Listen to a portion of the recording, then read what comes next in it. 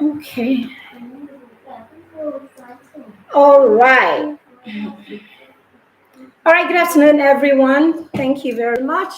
Good afternoon, good afternoon, good afternoon. Welcome to this live broadcast. The holder, could you lock the door, please? The holder of my device actually strapped off as soon as we're about to start. Good afternoon, everyone. Welcome to this live broadcast. My name is Maribeth Shima. I am excited to be on your screen.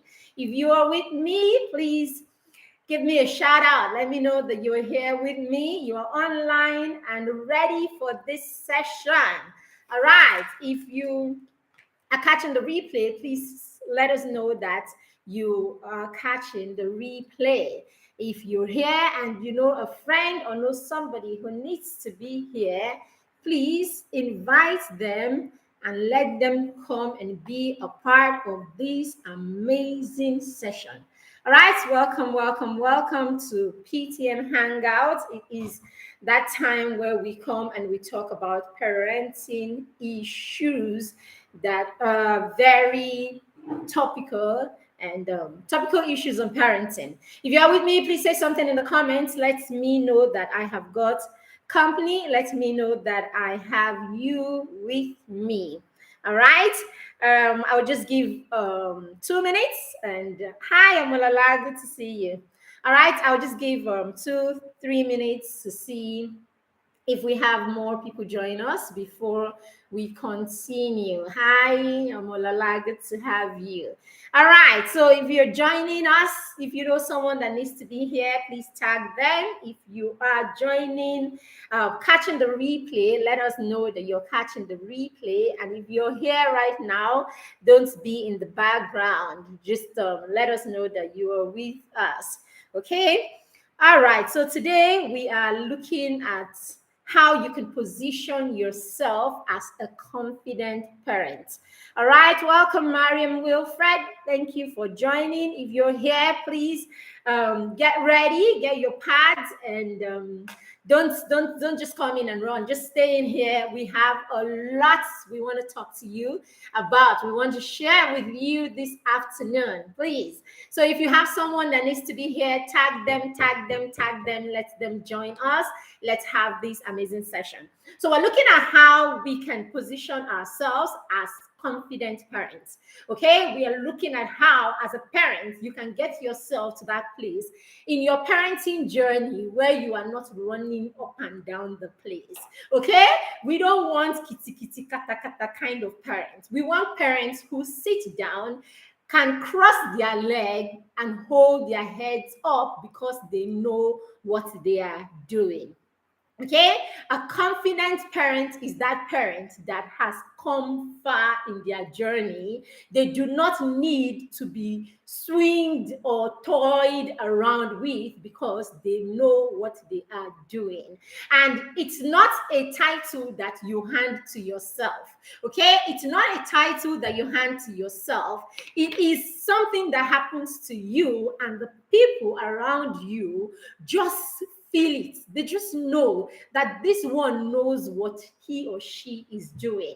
Okay, it is a place. Okay, the place of a confident parent is a place. It's a place where you get to that even you, right? Even you, when you're doing the things that you do, you're not just winging them. Nothing is being, I mean, you're not just winging things around. You know the reason why you do the things that you know. That's you do, right? You have a desired outcome, and every part of your parenting journey or everything that you do in your parenting journey is not by chance. It is towards something. So these are the kind of parents that for everything that they are doing, if you ask them why, they tell you why exactly they do the things that they do. These are the kind of parents that have answers for their children. Okay, they have answers for their children as to why are we doing this. I'm not saying you have answers to every problem in the world, but I am saying at every point you have answers to why you are doing what you're doing with your children. So you find that children tend or get to trust this kind of parent a lot, get to rely on this kind of parent a lot, because who does not want to follow a leader or follow a person that knows where they are going to? Okay, even as citizens, right? Even as citizens, there is a confidence, there is a safety that comes when you know that the person that is leading you seems to know where he is going to.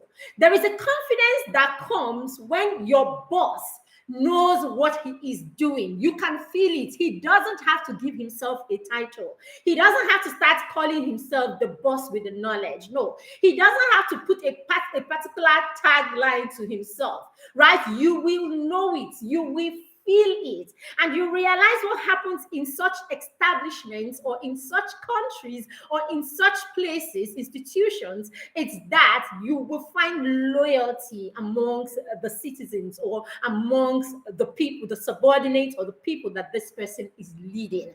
It is the same thing with your parenting. When you are a confident parent, the people around you will begin to rely on you for support. They will begin to rely on you. It will even begin with your siblings. It will be with your friends, your siblings. The people around you will just know that there is something different about this person. And what you find out is even your children would tend to trust you more. They tend to listen to you more, and they tend to run things by you more as they grow older. So being a confident parent is something that every parent should aspire to be. And as I said, it is not a title that you give yourself. You don't put it on your the side. You don't put it like your rank. No, it is what happens to you as you are on this journey. People would recognize it and they will see you as this person. So yes, we'll be looking at that. So I said in my notes that confident parenting takes its root, right, in deep knowledge. All right, it takes its root in deep knowledge of who you are parenting. Okay, so as a confident parent, it begins with understanding and knowing the people or the person that you are parenting. Okay, so it comes with a deep knowledge that is rooted in the knowledge. Okay, a deep confidence, right, that comes from knowledge of who you are parenting. Okay, so you know who you are parenting, you know, and you understand why they do the things that they do. You understand how their brains work.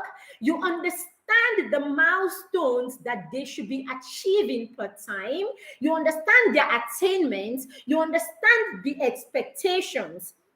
Okay, these are some of the things, right, that a confident parent is, or these are some of the things that make you, or basically, these are some of the things that put you in the place where you become a confident parent. So you are that parent that your confidence takes its roots in the knowledge that you have of the child that you are parenting. So as a confident parent, you know each of your children. You know Bayo, you know Sheung, you know Hadiza, you know each of them as individuals, right? You know why they do the things that they do. So at every point, when your children are doing certain things, you can smile and you understand why they are doing this. You understand, at this stage in their life, they don't have the ability for this. They don't have the capacity they don't have the ability to do this. They don't have the ability to do that. So I can understand why the child is being like this at this point,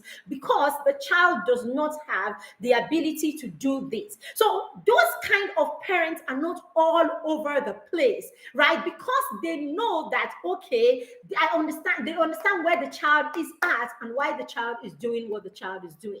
So yes, a confident parent understands why children act the way they do based on their brain development and their behavioral patterns. All right?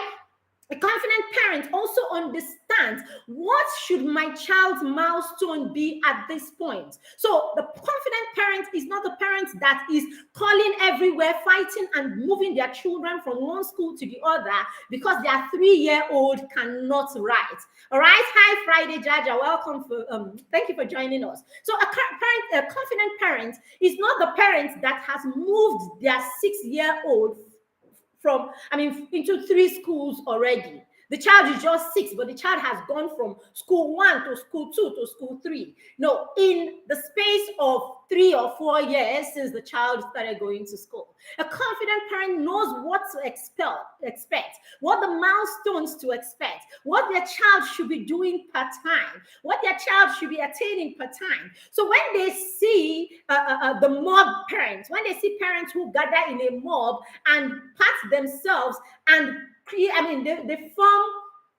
form a group of parents who receive the accolades for what their children are or what their children are not. So when they have those kind of parents who put you under pressure, you know the ones that I mean, the ones that they are 4-year-olds, right, can actually write a poem and present it in a seminar. You know those kind of people that their 4-year-olds are already doing things that are out of this world. They are already writing 1 to 1,000 and all of that. So when you now see those kind of parents, it could be your friend's child, it could be your sister's child, it could be a cousin's child, and the next thing you put yourself under a lot of pressure. You start jumping up and down. Oh, what school are your children in? So you move them and you bring them to that school. Then when you now get there, you now find that, oh, in a class of 20, it's actually just that one child that's probably able to, do a little above the other kids. And you're like, no, they're not doing well for this one. Then you move, no. A confident parent is not all over the place. A confident parent understands the 70-30 approach or the 70-30 demand on parenting. They understand that 70% of who their child is or the education that their child is having is going to come from them, and 30% is going to come from school. So a confident parent knows what to expect and knows per time where their child's attainment is at. So yes, there is nothing to shake about that your 4-year-old is not writing yet. It is just fine. So you're not shaking. All right. So if you've been following me, you will know at some point I took a break from my second child, and I homeschooled her for almost 2 years. All right. During the days of our homeschooling, we actually wake up in the morning, right? We wake up in the morning and the first thing that we do is read a book. That's what our homeschooling routine was like. We called it Foundation Haven. That's what we called our homeschool. It was just my daughter and I, right? So in Foundation Haven, we woke up in the morning, first thing in the morning, and my daughter would go in and do her chore because, chore was a standard. She was 4 going on 5. So we always look for something to make children recognize that you have a role to play. So at every point, your children should understand that it is a family, and a family is your first team that you will have in life. Now, as a team player, you have a role to play in the team. So at every point, let your children know that they have something to bring to the table. Okay, I am already telling you what a confident parent, how you get yourself into that space where you become a confident parent. Okay, it's for later, but let me just finish with this. All right. So as a confident parent, you want to raise children from day one. Let your children know that the family is the first team they are going to have in life. They will have other teams as they grow older. They will have teams in school. They will have teams in their football, whatever game that they play. They will have teams when they become entrepreneurs. They will have teams when they have to work for other people. But basically, life is about networking with people and being able to work with different kinds of people. So teach them from home the team spirit. So in a team, everybody is a player. So right from when your children are old enough, give them responsibilities and make them know that this is their contribution to the team. So when my 4-year-old at the time would wake up when we're having Foundation Haven, she goes straight to her chore. And she goes straight to her chore. You can ask me questions about what kind of chore later, okay? And I'll give you ideas of the kind of chore for kids of each age, all right? She does the chore, she gets the chore out of the way, and then she goes and runs the tap for her bath. Remember, I was homeschooling her, and so I had to. Home is where you teach children habits. Home is where you help children master these habits. The school is never going to teach your child how to wake up and go straight to do their chore. Even if the school teaches your child this, they're going to teach your child this in practice. What do you call it? Not in practical terms. Okay, you're going to teach your children this in theoretical terms. And the best way for young people to learn, the best way for children to learn, the best way for anyone to learn, as a matter of fact, is by doing. Okay, so it is only at home that you can get your children into doing. Okay, and doing is not a one-off thing. It's a thing that requires practice and consistency.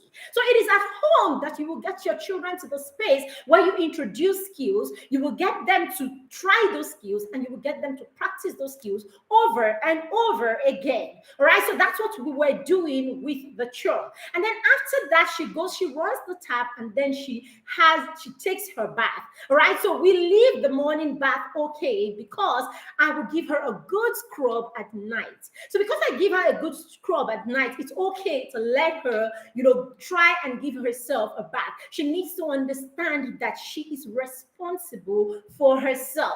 She needs to understand that there is the place of self-care.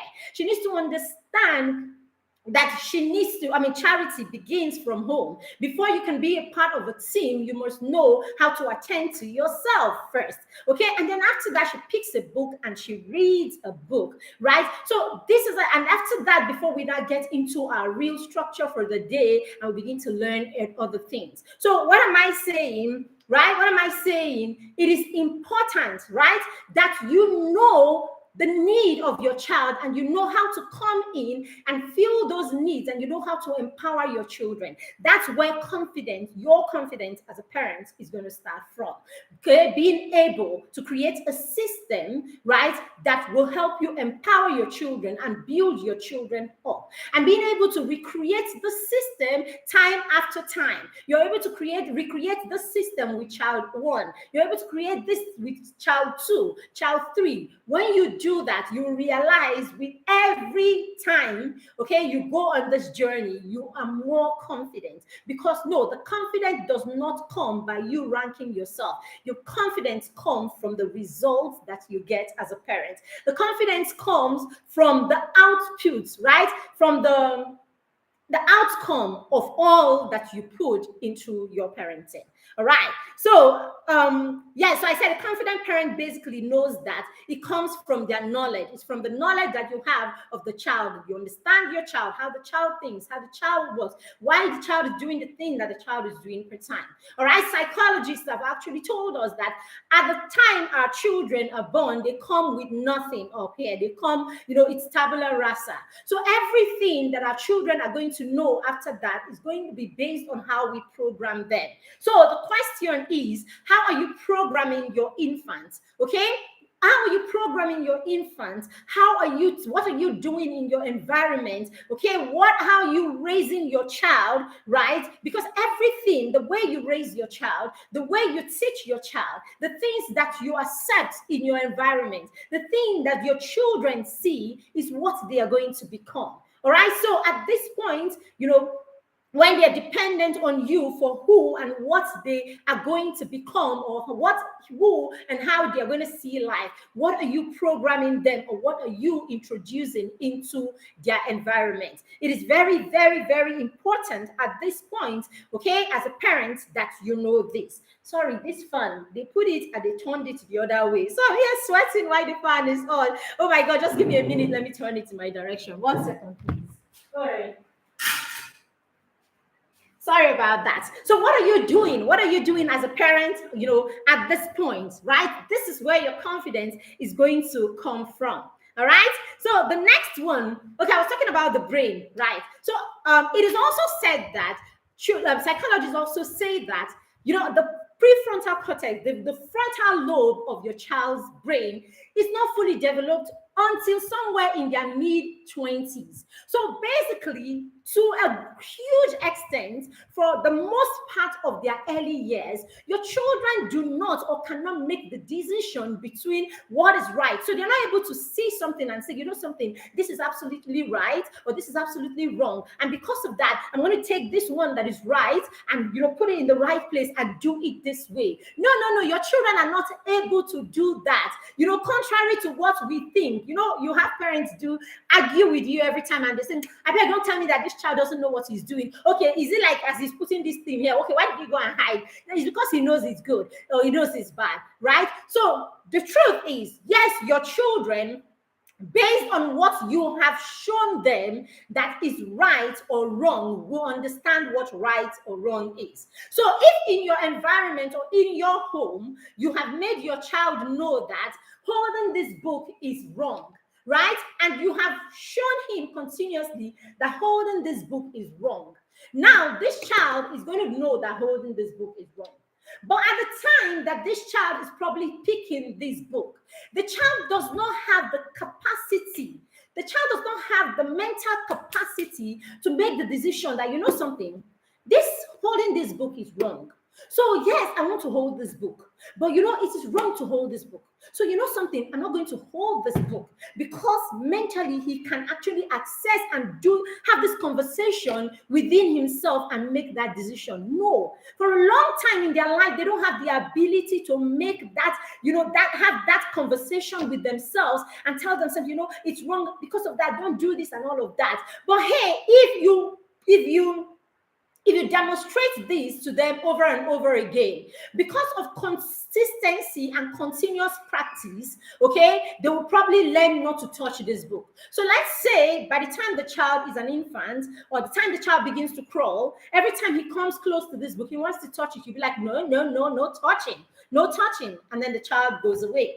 He comes back again another time, he tries to touch his book and you say, no, not acceptable, no touching. You do that continuously. When the child crawls towards this book, okay, after a while, when you're not there, the child will try to touch this book and the child will say to himself, no, not touching, and the child will go away. So it is not because the child was able to reason that touching this book was right. It's because it has been demonstrated in front of this child over and over and over again that touching this book is wrong. So because of that, this child is going to learn by doing. He's going to learn based on what has been demonstrated and what has been modeled to him over and over again that this touching is not right. Now, this isn't because, as I said, it's not because the child could reason it on his own. No, it's because you've demonstrated and the child was able to follow your demonstration. So at the point that the frontal lobe is not developed, properly, okay, this child is not going to be able to make that decision not to talk this book on his own. Now, you are an intentional parent and you take your time to say, no, not acceptable. Oh, sweetie, not acceptable. Maybe not even use the word no. Not acceptable. Oh, not right. This is the reason why you shouldn't touch this book. If you touch this book, you will pull off and it will spoil. And we don't want it to spoil. You know that? You don't want it to spoil because you want to have this book tomorrow. Don't you want to have it? So what you're doing is you are helping the child's frontal lobe to develop at a faster pace, because as a parent, you are able to stay in there and help teach the child how to reason out these things. These things are all thought skills. If you're going to allow the child, okay, if you're going to allow the child's lobe to develop at its own pace, you will be amazed that your 22-year-old will be thinking at the level of a 12-year-old, simply because the brain is a relational organ. It develops based on the experiences and the interactions that we have. Okay, so yes, a child whose parents is intentional, a child whose primary caregiver is intentional, takes their time to reason or teach the children how to reason by reasoning with them, by talking with them, by telling them the whys and the reasons behind their actions and inactions. That is calm enough to stay in that space and do all of this with the child, such a parent would help that child develop their frontal lobe faster than a child that is just allowed to grow on his own. Now, this is the difference between a child that is being raised and a child that is allowed to grow, because there are two different things. If you feed a child and you give the child medical care, even if you teach the child nothing in this world, the child will grow. Hello, Father, and welcome, Taiwo. All right. If you, as I was saying, having a child grow and raising or training a child are two different things. Okay, so a child that is allowed to grow, okay, and is always being screamed at and shouted at and hitting and all of that, no reasoning, no understanding, no calmness to allow the prefrontal, lobe to grow. You don't demonstrate how to think, how to reason. You don't do all of this with the child. The child's lobe will not grow at the same pace as a child whose parent is able to stay in there and help them understand. So this is the difference between a child who is raised or trained deliberately or intentionally and a child who is simply allowed to grow. And we know it. A lot of children are just being allowed to grow and are not being raised at this point of their lives because parents feel that they are children and they don't need any raising. They will say to you, just beat him. I mean, just once it is biting you, beating, and all of that. Okay, so I was reading something just a few days ago, and in that article, it actually says that, by nature, animals are meant to carry their young. Okay, by nature, animals are meant to carry their young. So that's why you see the kangaroo and all these other animals, the chimpanzee and all these animals, you see them carry their children at the point that their children are infants. You see them carry them on their back. You see them carry them in their sack. You see them carry them, the picture that we have of young animals and their parents is constantly they are being carried by their parents. Okay. I'm talking about, I'm talking about what fishy now, we now. Okay, so basically, this is how we were mammals, right? So basically, this is how we were meant to raise our children. So when we give birth to children and we start from the beginning by watching our children stay there, they cry and they cry and they cry, and then people say to you, leave the child alone, let him cry. You are spoiling him every time you carry him. You are confusing the child because by nature, by God's design, a child is meant to be carried. A child is meant to be nurtured. There's supposed to be a lot of tenderness. If you are able to stay tender, and this is not permissiveness. We're not saying give your children sugar every time they want sugar. We're not saying give them every cookie and everything that they want. We're not saying give them everything that they want. But basically, you are supposed to carry your child, nurture your child, talk to your child calmly, be warm towards your child. When you do that, you are going to demonstrate how your child is supposed to see life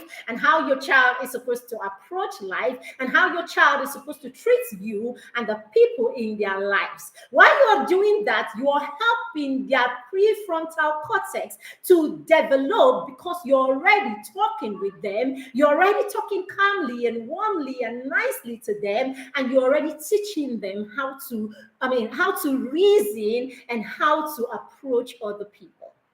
All right. So basically, if you know some of these things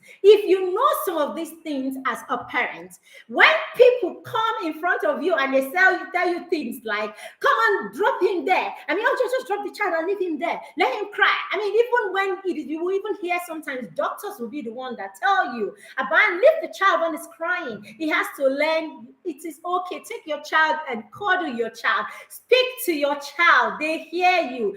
Speak to your child, and after that, drop them for a beat. Children are different. I am saying this because I said your confidence is going to be rooted in how well you know your child as an individual. Now, there is that child that you have that probably, if you just pick him up, give him a hug, feed him and drop him, the child is just going to be fine. He will go back and play and go back and sleep or something. There is another child that will come and you will do all of this. You drop the child still needs you. You drop the child still needs you. At this stage in their life, you would have to take care of that need, provided you are, check and be sure that the child is safe. There's nothing else that is bothering the child. But hey, by the time you notice that this is the temperament of this child, or this child has a different love language, this child likes to be cuddled and likes to be held, then you will have to provide that need. If you're not providing that need, you're going to be confusing the child, okay? Because by nature, children were born to be carried by their parents. By design, children were born to be cuddled and carried. That is why even the wildest of animal is carrying his child about. Even the wildest animal in this world, right? For the mammals, from animals that God has created to be warm-blooded and and tender towards their children, you see them carrying their children. So yes, you're supposed to be carrying your child. All right. Now, being a confident parent allows you to be able to preempt and predict your child. Okay? So parents who are able to preempt and they're able to predict what's next. Okay?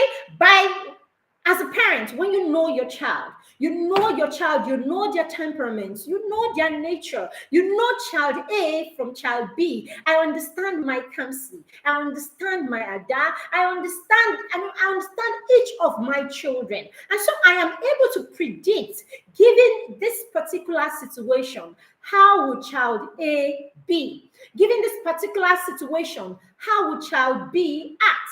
This becomes the basis, right, for how you position yourself to take care of their needs based on how you know they would act or how you know they would do in a certain situation or circumstance. So parents who are confident or parents who become confident are parents who know their children so much that they can predict what will happen. Now, what do you do with that prediction? Okay, you use it to simulate. Okay, you use the prediction, what you know that your child is like. So you can tell this child when he is ready for secondary school. Okay, you can tell when this child is ready for secondary school, this particular child will need certain skill sets for them to do well in boarding school. So you can tell already based on who you know that this child is.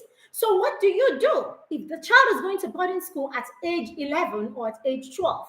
So from age 8, because you know who this particular child is, you will go to work early so that you can prepare them or so that you can empower them based on who you know they are.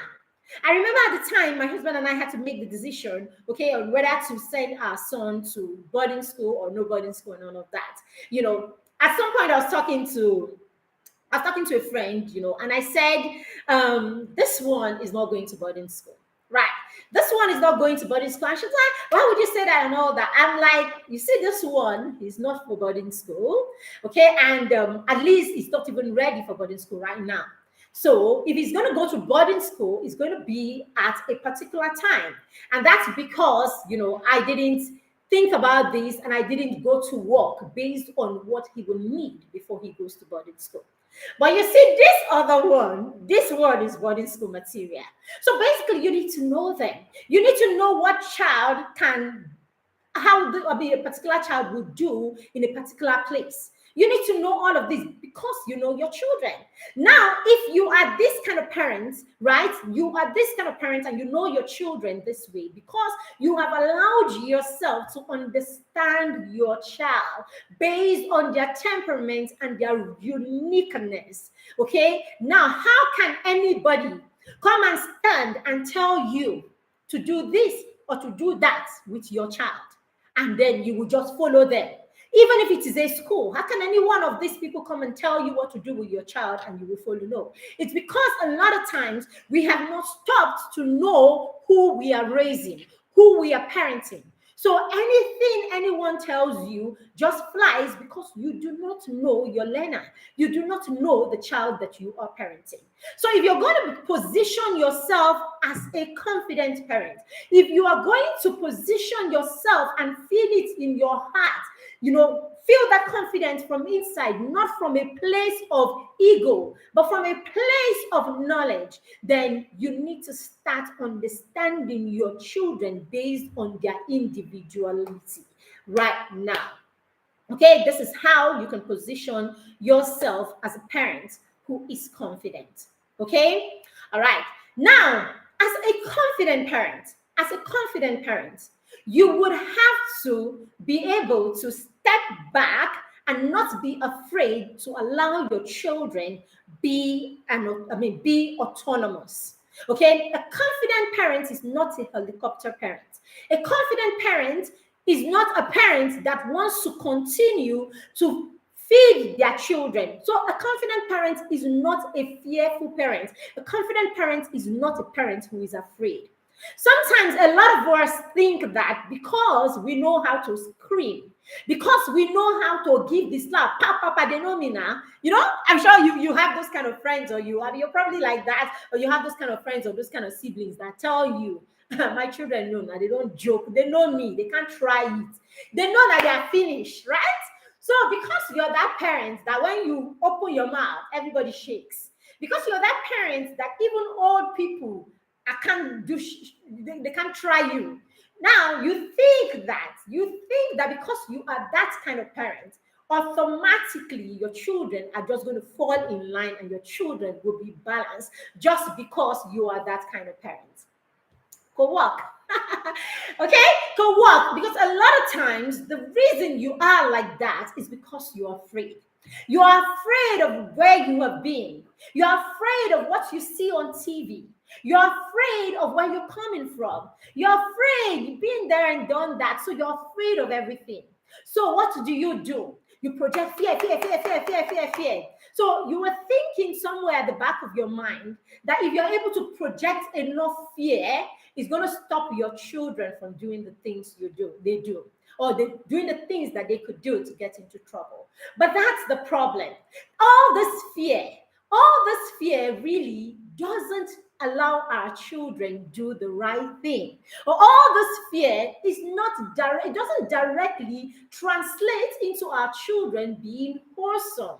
All right, it doesn't directly translate into our children being wholesome. So yes, your children came home and they wanted, this one said, I'm not going to, you said go and study science, and the child is like, really knows that science is not where he should be. He knows that he doesn't have the head for, all of those science courses, or rather, he's not even interested in all of those science courses. But because you are Hitler, because you are that parent that everything is with muscle and with fists, so the child follows through and then does what you want them to do.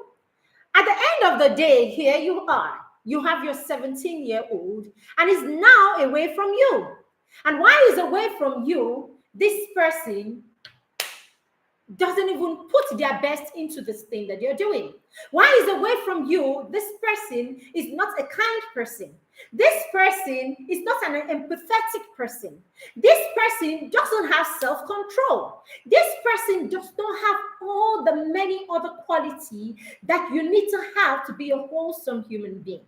And then you sit down there and you say, these children turned out well. Or you sit down there and you say, I corrected their brain at every point. Yes, what all those brain correction that we continue to, pride ourselves by. All those I'll correct their brain with a slap. What those slaps do, they just put temporal fear into your children. Fear that is not long lasting. The fear that will have them stay on and go through, a particular system, but they cannot take the results of that system and apply it in other places of their lives. So all that helicoptering and all that fear factor that you put into your parenting does not cause it, and it does not allow you become a confident parent. Because even deep down, you know that your children are doing this because they are afraid. So you know what happens? As soon as your children leave your home, you become afraid.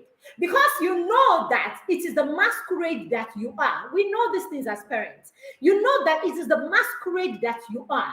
You know that it is the fear factor that the fear system, right? Or your strategy, that fear, inflicting fear in them. You know that that is the strategy that held it together for you in your home. But are you parenting your children for your home? Are you parenting your children for the system in your home? Or you're parenting your children for life? Are you parenting your children so wherever they are, when they think of what you would do to them, they act right? So are you God? When you are no more in the picture and your children do not have the masquerade that you are to see in their dream and be afraid, what are they going to look up to? Or what is going to be the motivation for them to do the right thing? So you see, it doesn't work when fear is the basics of fear is the fear is the basis of fear is the strategy that you're using to raise your children. If you're raising your children for your home system, for the system in your home, if you're raising your children for what you people in your church and the teachers in their school and your neighbors will say, it's okay, you can use fear, okay? But if you're raising your children to navigate the world beyond you and the walls that you have created, then you have to learn to give them autonomy. You have to learn to allow them be themselves. So what do? You raise them with the right skills. You raise them with the right skills. You raise them with the right character. You have conversation, you connect with them, you have conversations with them. You are constantly giving them the reasons why you think this is acceptable and you think that is acceptable. You're coming back to them and you're saying to them, what do you think? These are my views. This is what I think. Based on what you know, where you are right now as a 10-year-old, what do you think? Do you think what I think is okay? Or do you have another idea? When you begin to put your children in this kind of space, when you begin to give your children this kind of regard, when you begin to make your children think of themselves like they matter, you will find out that your children begin to reason these things out for themselves. So they are not doing the things that they do because they are afraid of you anymore. They're not doing it out of fear. They're doing it because they think it is the right thing to do. And these conversations you need to start having right from when your children are infants. Make conversations normal. Make having conversations with your children normal. Make interacting. Hi, Anna, good to have you. Make interacting with your children a normal thing, so that by the time your child is 10, and you say, you know something, we're talking about sex today. It's like, oh, really, mommy? Okay, I'm coming. Let's talk about sex. It is nothing, because you know something, you have opened a channel already. And that channel, all their life, that channel, information and knowledge, conversations have been flowing through that channel. So it doesn't matter that the subject you want to pass through that channel today is, it doesn't matter that the subject you want to pass through that channel today is God. If it is God, you will talk God. It doesn't matter that you want to talk about global warming, pass it through that channel and we will discuss global warming. Oh, today is sex, pass it through the channel and we will discuss sex. So nothing is too heavy for your mouth. Nothing is too heavy for your children's comprehension or for them to be a part of the conversation. This is how you become confident as a parent. When you know, right? When you know that, when you know who your child is, when you have created the avenue for your children to learn through you consistently over the years, such that at the level where your children are old enough, okay, and they move out of your home, or they're away from your home, or they are in school, you are not afraid anymore, because you have gone into their heads over and over again through the conversations that you have. I hope you know by now that when you speak to a person's perspective of life or the subject that you're talking about is a clear indication of how that person reasons or how that person sees life or sees these things. So yes, when you are arguing with people and you're arguing about whether it's marriage or religion or whatever, listen to the things that come out of their mouth. Listen to what they reason or how they see the thing, their perspective. This is who this person is. So if you have a friend and the person says to you, you know something, oh, there is nothing wrong. I mean, you can marry 5 wives if you like. Okay, you can marry 5 wives if you like, and all of that. I mean, forget all this Christianity thing and all of that. It tells you this is who this person is, and this is what is going to be okay for this person. So tomorrow, when this person comes and the person says, you know, your sister at home, I love her very much, and I would like to marry, you already know. So at the point that, you know, when you're having a conversation with your sister, you can say to her, you know, this person at some point, 5 wives is going to be okay for him because, hey, he thinks it's just okay. I mean, so basically, when you have these conversations with your children, it's the same thing. You get to go into their heads and you get to know their perspective of things. So this is how, as a parent, you get the opportunity to, you know, nip certain beliefs and nip certain ideology in the bud, because you can already hear your child saying, okay, I remember when I was in the classroom full time and I had a conversation with the children one time. One of the kids in my class was actually calling himself Bugatti.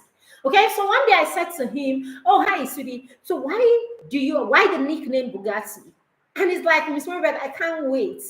I can't wait because then as soon as I leave school, I'm going to buy a Bugatti. It's racing cars. So he was like, basically, and I said to him, wow, you want to buy a Bugatti as soon as you leave school? He said, yes. So I'm like, so what are you going to do? How are you going to get a Bugatti? He said, I'm not even going to go to school. I'm just going to buy a Bugatti. Do you understand? So as a parent of this kind of child, as a parent of this kind of child, I already know, or I already have an idea of the narrative that this child has, or, you know, how this child already sees life. Now I'm able to get into that child's head and begin to, you know, adjust and see what I can. I begin to create opportunities to see how I can nip, you know, certain things in the bud. Help the child relearn or replace this, you know, perspective or this narrative. Basically, it means the child has been listening to someone or to something that makes them have this perception to life, like it's all about growing up and having Bugatti. This is the essence. Do you understand? So basically, you know, it gives you a chance to do that. But if you don't have this line of communication open, you're not going to be able to have this kind of conversations with your children. And then what does it mean? It simply means that you are not. No, it simply means that you are not going to know this child as much as you need to know this child. And remember, as I said, your confidence as a parent comes from the knowledge that you have of who each of your children are. It is the reason people say to you, this child, your child's teacher says to you, this child, this, and you're able to say, you're kidding me. That doesn't sound like my child. Let me have a word with him. You know, I've mentioned here how, you know, not too long ago, I went to my son's school and they handed me his report card. I gave him his report card and I started going through his sleep. I got to his chemistry sleep and the score didn't add up. It didn't make sense. And I turned to the teacher and I said, this can't be his score in chemistry. I mean, that's his script. I was looking at it. I could see the score there. It was his scores. I could see it there. But I said to the teacher, no. I looked again at the subject. Is it history? Is it history? Is it civic? It's not history, it's not civic. And I turned, it's chemistry. I said, no, it's not his scores. He can't have this in chemistry. And then she looked at it, and then she realized there was actually a bit of, you know, there was actually a mistake, you know, somewhere there. And by the time she checked, the whole 20-something mark was gone out of, you know, we make these, what do you call them, blunders and all of that. But hey, it only happened. It wasn't the child who saw it. I saw it. And it only happened because I know my learner.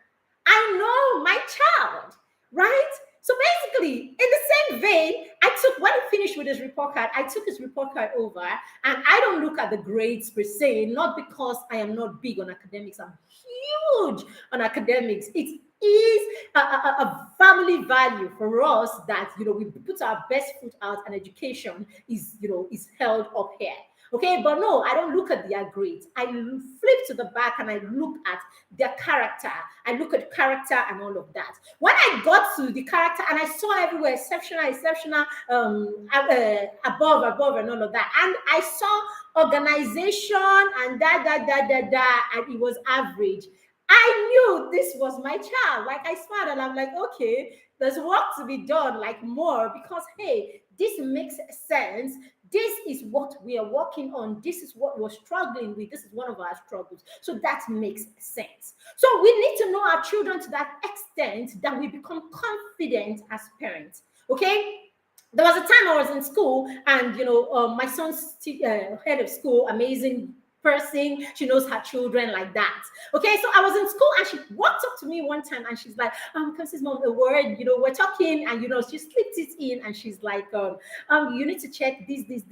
I think something here, something there is beginning to affect his his academics, whatever." And I started laughing. I said to her, I know, and I told her exactly, it's not this that is affecting. It's not this that is affecting, and I gave her the reason and what exactly was affecting him. Okay, what exactly was affecting him, because I knew what was affecting him at the time. And so by the time we got back home, I said to him, you see, this is affecting you so much that it is beginning to be obvious, and I said to him, are you ready? Can we work on this right now? And he's like, yeah, mommy. Like, are you ready? It's you, it's your life. It's still his life. I may be his parents, but it is still his life. He needs to be in congruence with me. Hi, Becky, it's good to have you. He needs to be in congruence with me. We need to agree, right, that you want this as much as I want it for you. But hey, because I know my learner, because I know how he learns, because I know who he is, because I know the expected milestones, because I know what to expect, and I know what he's been able to achieve, I can confidently speak even to the teacher that is with him every day, and I can confidently say, this is it, and that is it, and I understand this, and we're on the same page. This is how you become a confident parent. When you take knowledge, it is only done with knowledge. It is only done with knowledge. It is only done with knowledge of who your child is and all of these other things.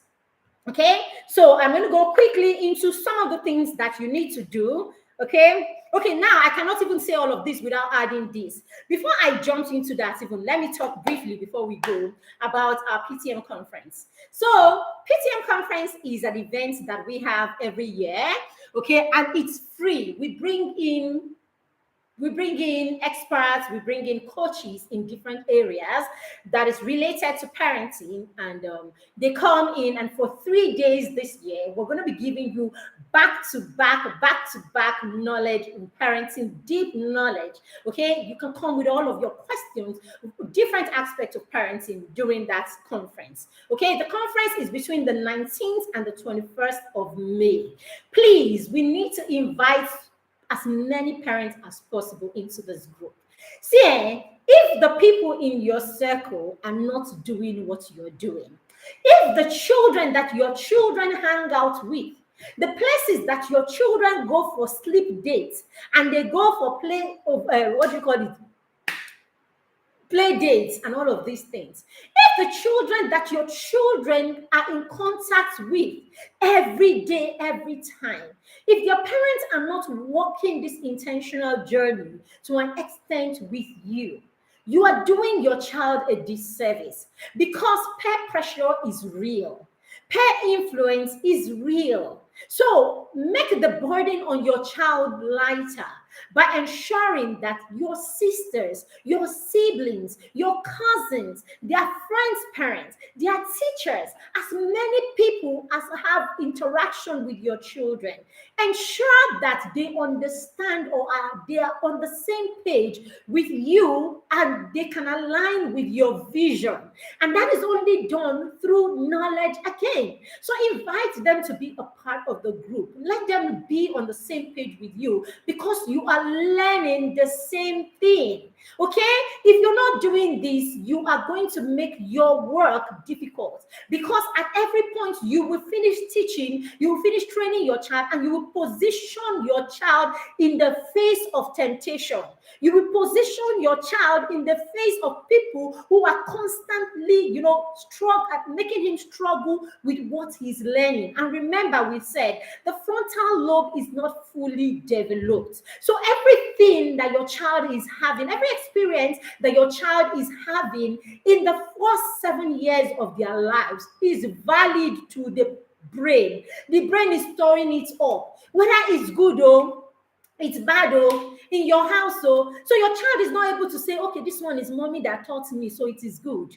Oh, that's when I saw it at Auntie Jebi's house, so it is wrong. No, every experience, the brain is storing it up and keeping it there for your child. So please, the least you can do is invite as many people, okay, as you have in your circle to come and learn the same things that you are learning. I have not stopped talking about it over and over again, how I came into the parenting space online because our invited me. It was our they invited me to the parenting space, coming online to learn on, and all of that. So invite someone today. Let the credit be to you, that they are learning what they are learning. Very, very important. Okay, there is another thing that is also coming up. We do this every year. Immediately after the conference, we have a campaign that we do for Children's Day. Okay, the Children's Day campaign is such that we go to low-cost schools in villages. Last year, we went to a school in Lugbe. We went to schools in Lugbe. We went to schools in the inner part of, what do you call it? What's this place called? All in Abuja anyway. We went to school in another, what's it called now? Lokogoma Axis. We went to low grade schools there where the children have not even finished with having stationery and having buying their textbooks before the parents will start thinking of buying storybooks and things like that. Okay, so we took 300 copies of Bedtime Stories for Champions. Bedtime Stories for Champion is my first book. It is full of inspirational stories of young people who are already doing amazing things, global warming, starting up businesses, impacting their communities, giving back, doing projects on how to keep bees alive for pollination, children who are already doing amazing things. Story of Braille and how Louis Braille created the Braille system that blind people used to read. All of these empowering stories of how he did this only when he was 10 years old. So these stories are there to empower children so that children begin to see themselves as,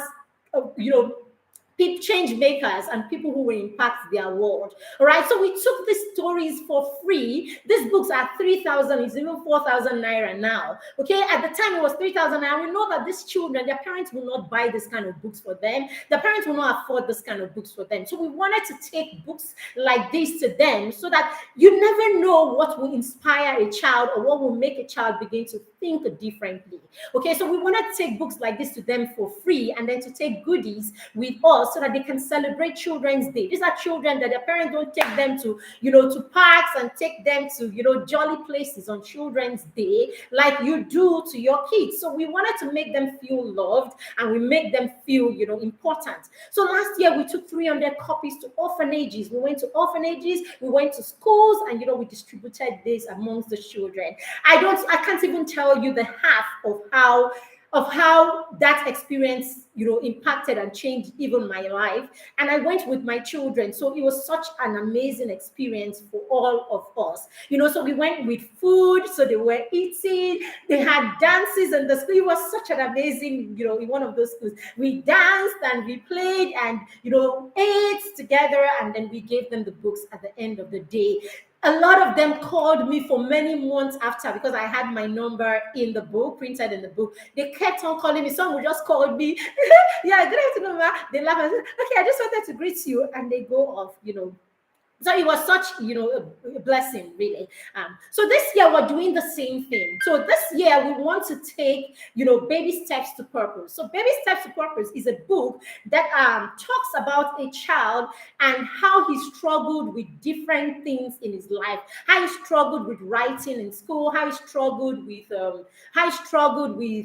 being shy and standing up for himself. And standing up, to make presentations, how he struggled with different things, and how his parents supported him, how his parents helped him through play to learn most of the things that he knows, how he started a small business, how he learned from coaches and mentors and all of this. So basically, opening these children's eyes to the things that are possible. It talks about how he even had a child mentor, so that these children can begin to look in their classroom and see the child that is, that does better academically.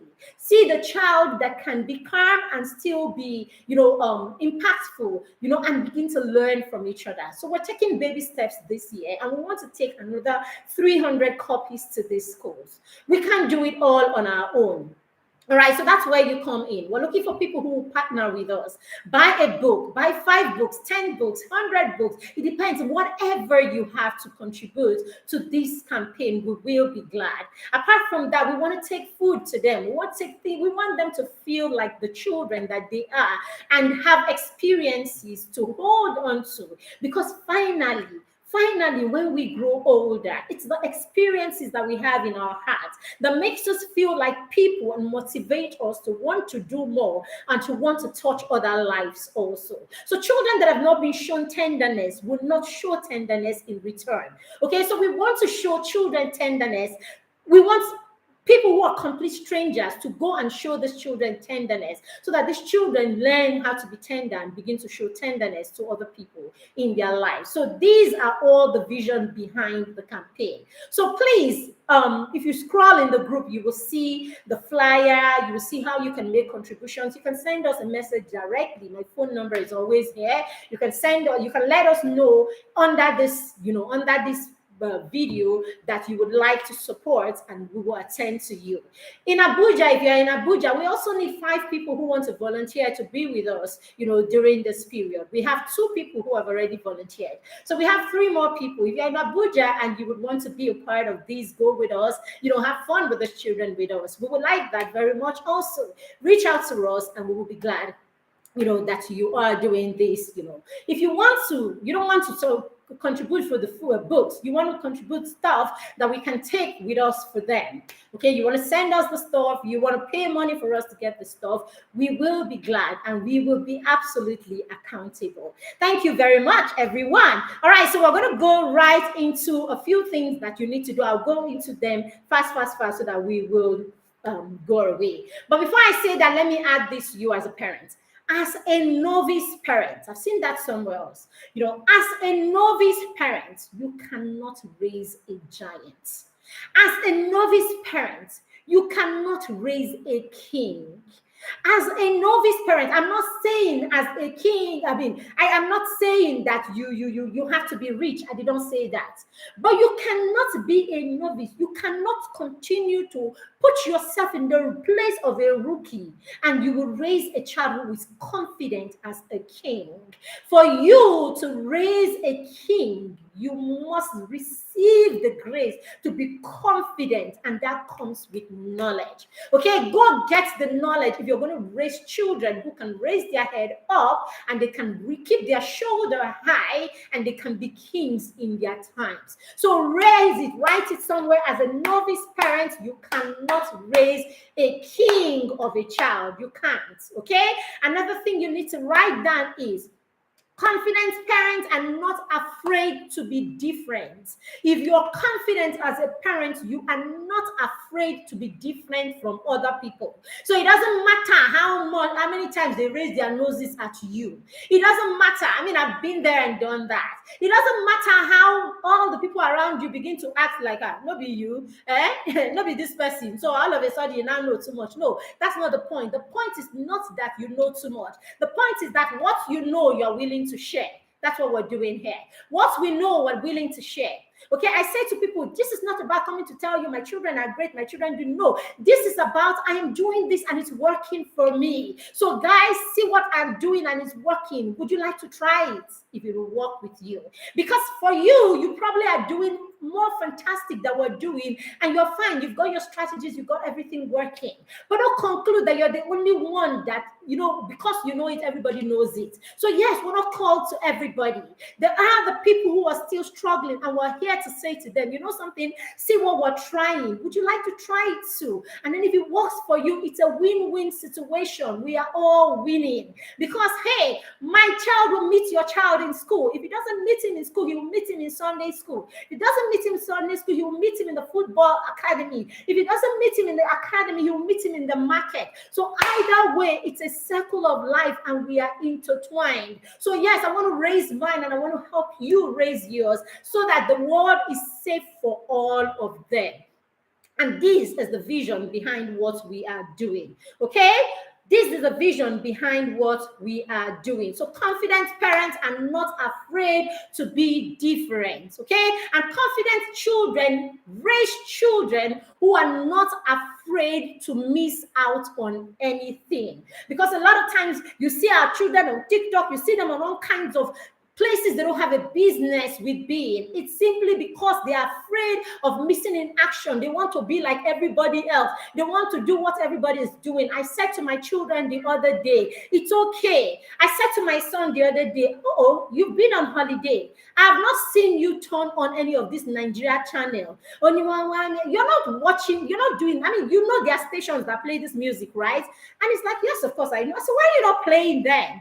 It's like, I don't know. When my son is here, he will go and he will play those music, la la la la, dun, dun, dun, dun. He will play all of those kind of music, gaming songs and all of that. Now, if you go to school and you come back and you're struggling to sing, I am feeling well, Miami. If you're struggling to sing that, it's okay if that's what you want to sing. It's fine if that is, but no, it's not you. So don't go and come and struggle to be like every other person in your class because every other person is like that. So I said to him, if you're not running around now that you have all the autonomy, all the space and the resources to do these things, if you're not doing it, it means it's not you. So I said to him, sweetheart, it's okay to be you. It's okay to be different. It's okay to stand alone. You are fine. We're cool like that. Okay, there was a time he came and said he was the only one without a phone in his school. He was telling in his class, he was telling his sister and my niece. And I was like, oh, you have a problem with that? I was like, not at all, mommy. I don't know how to navigate with those things yet. I am not safe on the internet yet. Why do I need one? This is it. And I said to him, you know something? Whenever you get to the point and you think you have a case, come, let's talk about it. When you think you have a case, this line is open for conversation. So let's have it. All you need to do is prove to me that you know how to navigate in this crazy world and in this mad space where all kinds of human beings that nobody can censor are operating. So before then, if you do not have the frontal lobe, you do not have the mental capacity to be safe in this space, I love you too much to distract you with so much. I love you too much to put you in the front stage without the right kind of shield. I'm not going to do that to you. I am too confident a parent. I know too much to want to be like every other person and put you in an unsafe space simply because I want to be like every other person. So no, his friends are laughing. It's fine. When they laugh, tell him to join. I said to him, if they're laughing, you join them and they laugh. When they finish laughing, you thought, I'm like, oh, why are we laughing like? They will even get confused. I thought we were laughing at you. It's okay. Children, people envy you for your ability or your ability to be different and be confident in being different. See, Take your children in the morning and give them confidence. Say, and give your children wings. Turn your children to eagle. Let your children eagles. Let them fly. It is your responsibility not to enter. I mean, it's not your responsibility to keep your children, to make your children happy. It is your responsibility to teach your children how to be happy and to create the environment for them to be happy and train themselves to be happy. When you can do that, when the happiness is self-acquired, you can put them in any space, and I promise you, you will stop being afraid that everybody is going to do everything to your child. You have raised a confident child because you are a confident parent. Okay? Now, if you are a religious person and I said, if you are a religious person, I'm trying to read from my notes. I said, if you are a religious person, you have taught your children all about religion, and that religiosity does not teach your child self-control. That religiosity does not teach your child empathy. At the end of all of your religiosity, you go to church, you do all of this, you do that, you kabash in the morning and all of that. If at the end of it, from inside, it does not bring forth a person that is empathetic, a person that has self-control, a person that is self-reliant, a person that can actually put themselves in the shoes of other people and see how their actions or inactions can, cause happiness or pain in the life of another person, then all that spirituality is almost nothing. That's the truth about it. Okay? If all your beating, all your screaming, all your shouting does not teach your child to be disciplined, does not teach your child to be respectful of other people, does not teach your child to respect authority, does not teach your child to avoid things like corruption, then all that screaming and shouting has no effect. It is just fear. So confident parents are not driven by fear. Write that down. Confident parents are not driven by fear. Confident parents are driven by the knowledge of who they are raising, okay? The knowledge of why their children act the way they act. The knowledge of the brain development and its effects in the life of the child. The knowledge of the milestones that are expected of your child and then what your child has been able to attain. Okay? All of this is what will make you a confident parent. Okay, so first of all, confident parents know how to get along with themselves. For you to be confident, okay, and share that confidence with your children, as a parent, you and your spouse will have to know how to get along. When you know how to get along, you create a stable ground for your children. When your home is stable, your children will grow in stability. Okay, and your children will trust you when you say to them, you need to be stable as a human being. A confident parent has their emotions in the right place.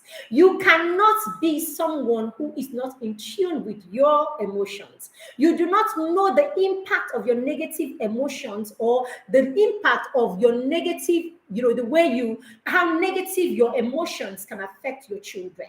If you don't know all of this, you cannot be confident because you will continuously look as if you're struggling to your children. Your children will continuously see you as someone who is struggling because one moment you're shouting, you're cursing, you're beating, you're crying, you're telling them, look at what you're doing to me and all of that. I mean, that classmate that is constantly crying in your class, they come and tell you is your class captain. Are you going to even look at the person like, what is all this now? Okay, so as a confident, for you to be a confident parent, you must know how to train your emotions, understand your triggers, and deal with those triggers, and then come across your children as someone who has it together at all times. Okay, you're able to calm yourself and deal with issues, objectively every time. These are some of the things that you need, as a parent to become confident and raise children who can believe, trust, and then rely on you, and in turn become confident themselves. Okay, so we've gone beyond 1 hour. Thank you very much, everyone who came here today. Are there questions? Okay, I can't see any questions. If you have any questions, you can always still put them in the comments. Thank you, Annette. Thank you, Becky. Thank you, Taiwo. Thank you, Omolala. Thank you, Fry. Thank you, everyone who joined the session today, and the person on YouTube and on Facebook. Okay, if you have your comments or questions, put them in the comments and we will attend to them anytime. If you would like to be a part of the campaign, please reach out to us.